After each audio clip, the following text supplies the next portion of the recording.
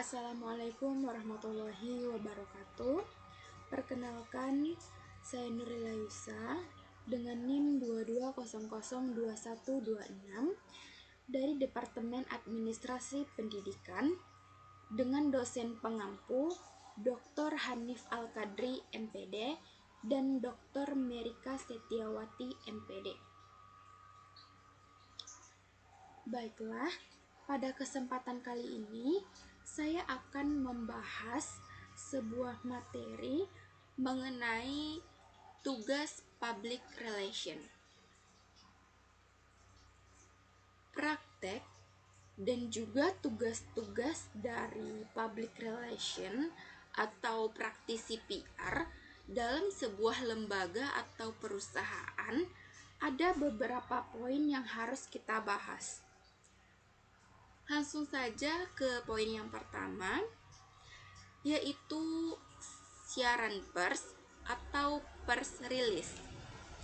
Siaran pers atau pers release ini sebenarnya adalah berita atau informasi yang disusun dan didesain oleh sebuah organisasi melalui tangan-tangan praktisi public relation. Selanjutnya ada siaran berita atau news release.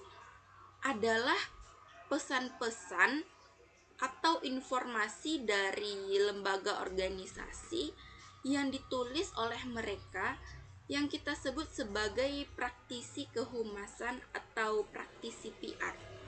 Nah, ini bisa berbentuk artikel, foto, video yang kemudian dipublish dalam media massa.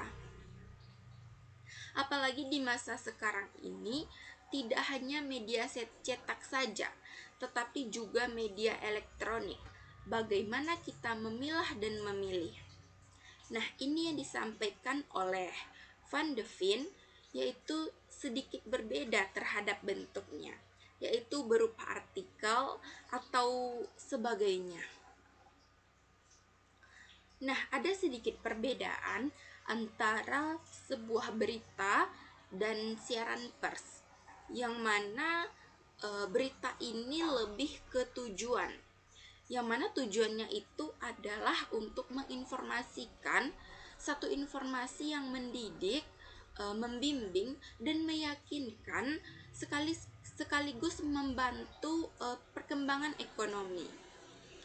Nah, sementara tujuan dari syarat pers ini tidak hanya untuk menyebarluaskan informasi, tapi lebih ke membina dan menumbuhkan sikap atau pendapat, bahkan citra dari pandangan oleh perusahaan atau lembaga tempat kita bekerja nantinya.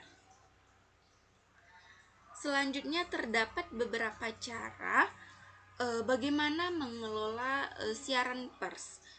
Yang pertama yaitu siaran pers jemuk.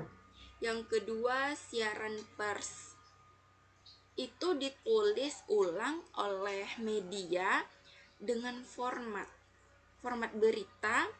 Jadi formatnya itu nanti diganti oleh media atau wartawannya, oleh editornya, dan oleh penulisnya, tetapi tidak akan mengurangi isi dari konten utama dari berita yang kita naikkan nantinya. Nah, kalau untuk jenis siaran pers atau pers release ini ada berupa pengumuman jadwal peristiwa. Di sini adalah mengenai informasi peristiwa atau suatu acara yang akan diselenggarakan dan menarik perhatian banyak publik atau media massa yang sifatnya adalah undang-undangan atau untuk media massa.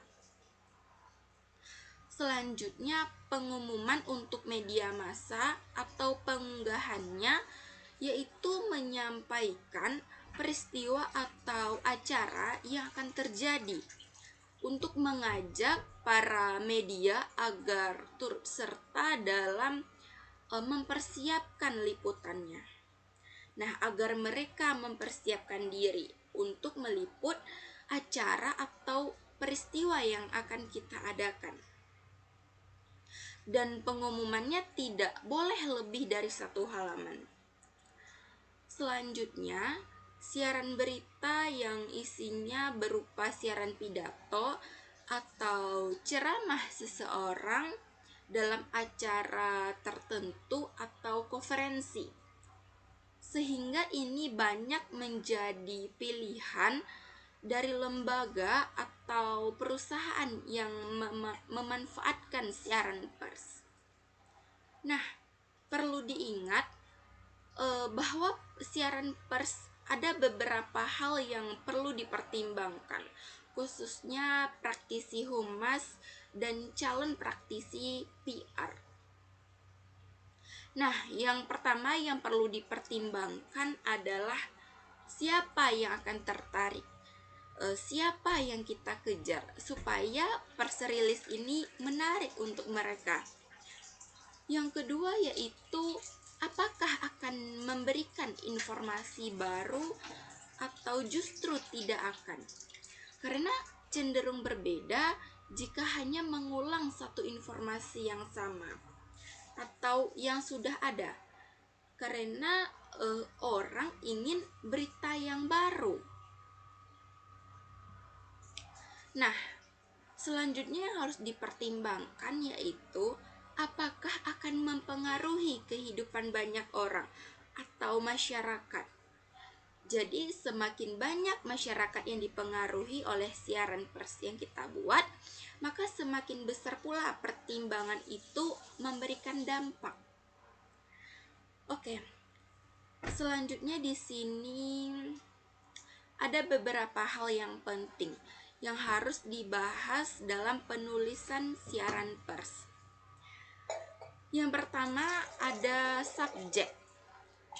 Subjek yang selalu dinyatakan di awal kalimat subjek adalah bidang kegiatan yang akan kita kerjakan, dan sebaiknya tidak meletakkan nama perusahaan sebagai subjek, itu untuk menghindari kesalahan promosi. Jadi jangan sampai di awal kalimat sudah muncul nama perusahaan. Yang kedua yaitu paragraf pertama berisi rangkuman secara keseluruhan, dan isi pesan jadi paragraf utama.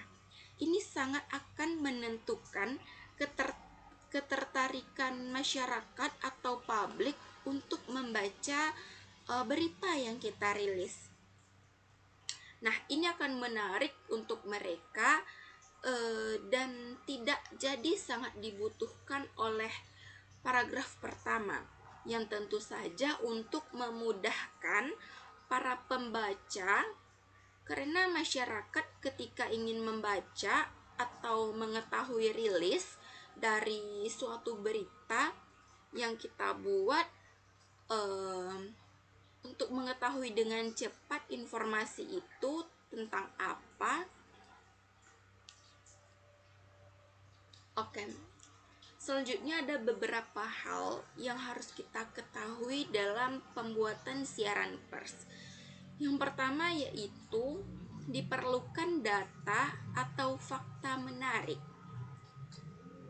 Jadi ada unsur yang menarik di sini. Tidak hanya sekedar data dan fakta biasa, tapi yang betul-betul mempunyai daya serap dan rasa yang ingin tahu dari masyarakat. Nah, yang kedua yaitu penyampaiannya harus sesegera mungkin. Setelah adanya peristiwa tersebut, jangan ditunda karena nilainya akan menjadi habis karena berita itu sudah lewat. Jadi media massa harus langsung ke media redaksi sehingga tidak tertunda beritanya.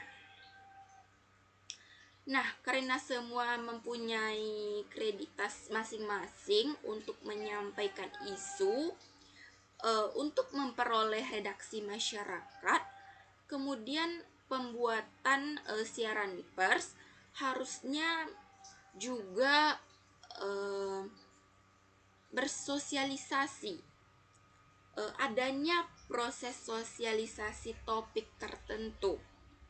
Nah, itu merupakan strategi lain yang dapat kita manfaatkan sebagai praktisi PR atau humas.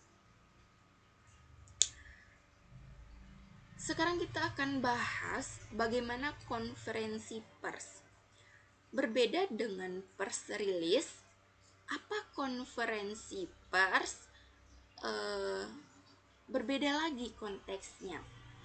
Kalau press release, kaitannya kita harus ketemu langsung dengan para jurnalis, tapi kalau jumpa pers atau konferensi pers, maka otomatis kita yang menjadi sumber informasinya atau komunikatornya, dan para jurnalis kita undang untuk mendengarkan statement yang akan kita sampaikan di satu waktu, di satu tempat secara bersamaan, sehingga nanti pada akhirnya berita itu rilis secara bersamaan pula setelah konferensi itu selesai pula.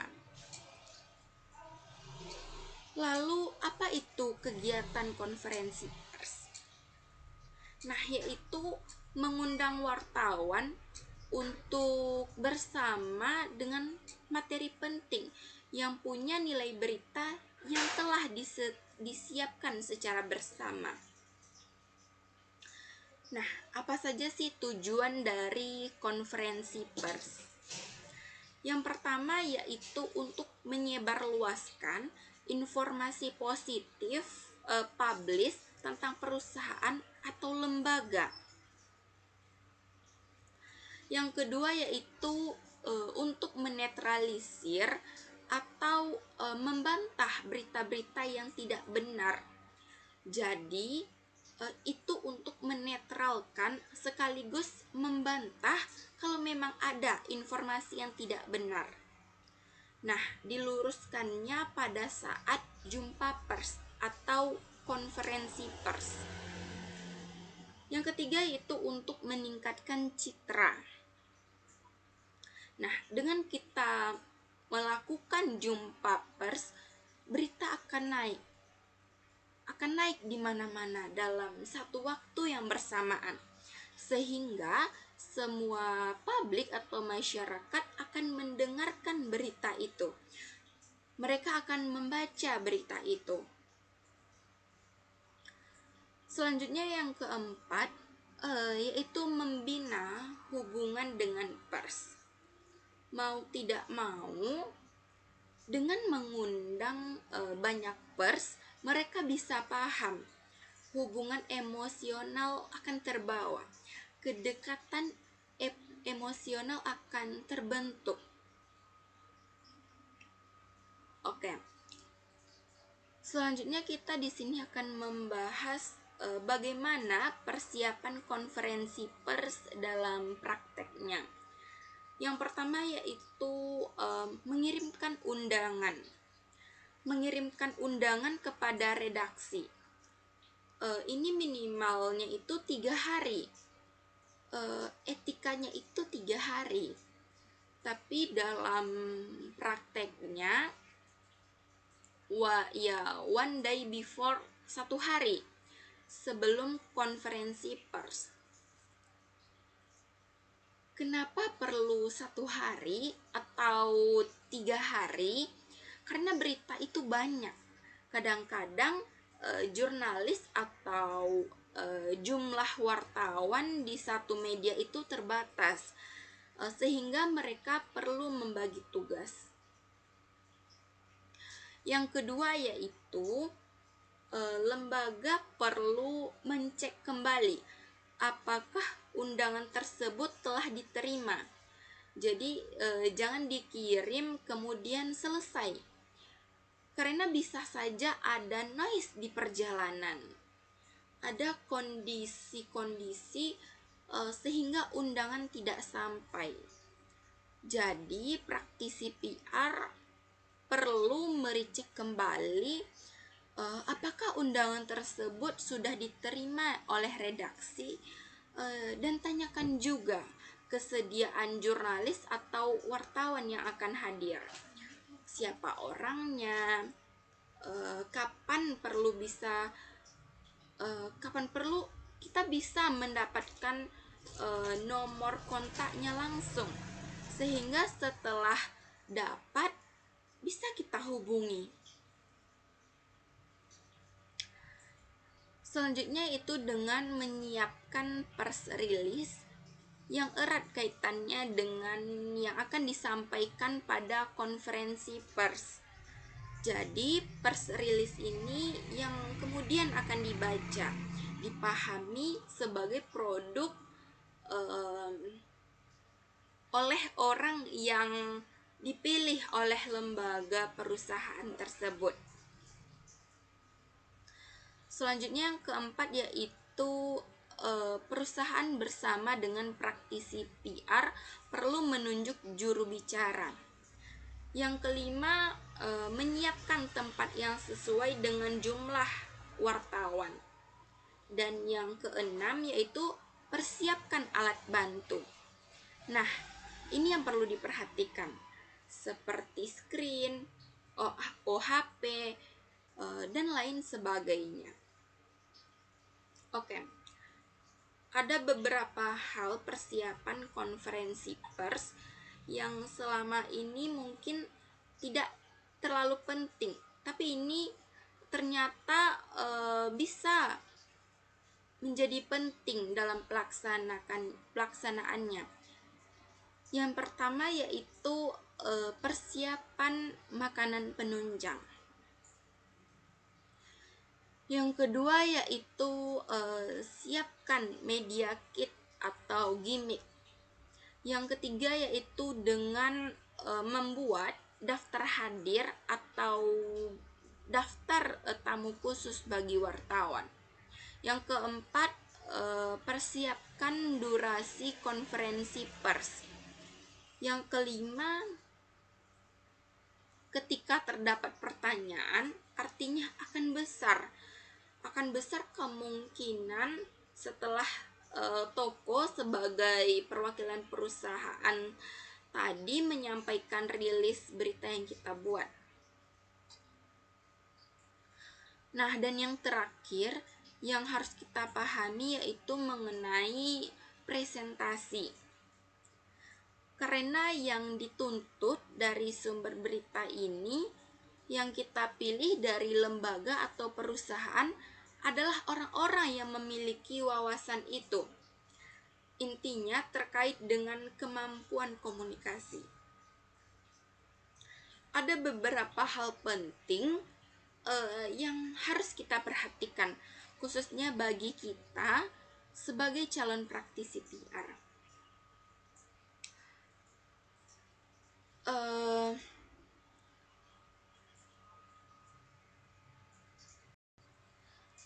Yang pertama yaitu dalam kaitannya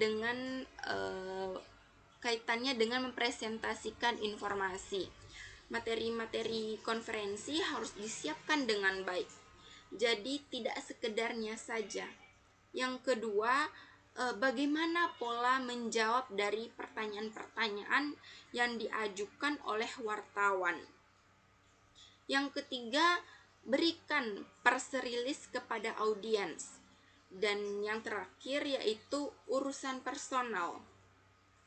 Bagaimana personal touch-nya, bagaimana presentasinya tidak kaku atau bisa menarik. Tanya jawab yang bisa lancar dan hal utama yang ditanyakan bisa terjawab dengan baik pula. Baiklah, mungkin sekian penjelasan materi mengenai praktek dan tugas public relation dari saya.